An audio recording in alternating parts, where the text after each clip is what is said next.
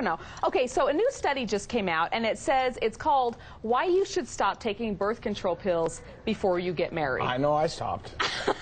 All right, so we were wondering about this and wanted to get a professional's take. So we are bringing in Dr. Douglas Burgett from the Riverton Hospital and OBGYN. So, Doctor, thanks for coming in today. Thank you. Thanks for having me. All right, now before we get started, would you be more comfortable if I put my feet up on the table? That'd be great. You know what I mean? Wonderful. I'm not going to ask that question. All right, so this study says, and it's taken from about 2,500 women in Britain, and it's saying that the hormones in birth control pills can influence a woman's attraction to a particular man, so much so that researchers are advising women to stop taking it before their wedding to make sure they still like that future husband. Now, is this a bunch of baloney? It's definitely a cultural study, we'll put it that way. Looks like That's his nice way of saying yes. Because you want to discount it, but I mean, over there it might make some sense, and you don't know all the factors that went into it. Right, and you know, not knowing how long they had been taking birth control, were they new starts? Right. How long they had been dating this person. I mean, if you've been only been dating a few months, maybe that's somebody you should investigate. Yeah, okay, no, wait, anyway. Casey, I want to read this because this is so funny that they actually had to put this in writing.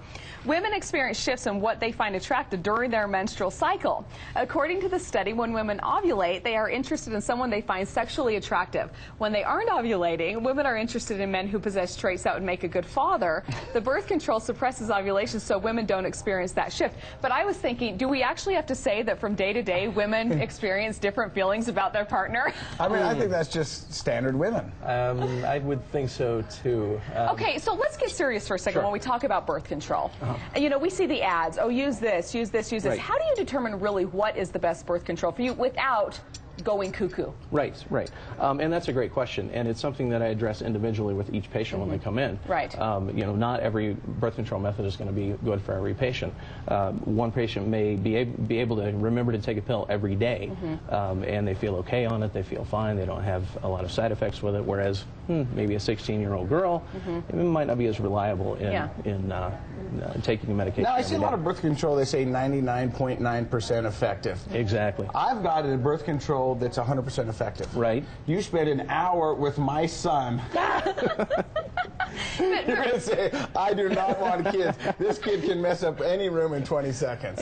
Yes, yeah, that works really well. But you know what, I've heard people, they've actually said that this birth control is making me crazy. Yeah, no, and I was wondering, you know, at what point do you say, that's not working for me? Is it 1 month in? Is it 2 months in? Because, you know, I think I've experienced some of those birth controls where it's like, I am a psycho, crazy lunatic, and we see and I'm that. blaming it on the pill. Absolutely. And I'm always absolutely. wondering if they're just blaming it on that. That just gives them a carte blanche to be psycho, crazy lunatic. You know, and you wonder about that, but when you have a patient come in and they'll actually bring their husband in with them, and he'll notice a difference between, well, this is my wife before you put her on the pill, and now I'm living with this totally different person. We're 2 months into the pill. What are we going to do?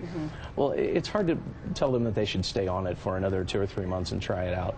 If the symptoms are fairly mild, then okay, maybe another month or two will help normalize those out. But if it's affecting their relationship, then there's no reason to keep them on it when there's other options. There are so many options, right? And exactly. so just find the one that's right for you. Exactly. Yeah. Exactly. Okay. One of We my appreciate favorites. One of my favorites for that situation is an intrauterine device where The IUD. The IUD. I mean, you put Are it the in. Canadian IUDs okay?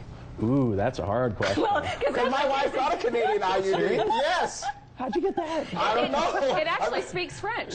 Really? Keep it on the down low, and it calls bacon ham.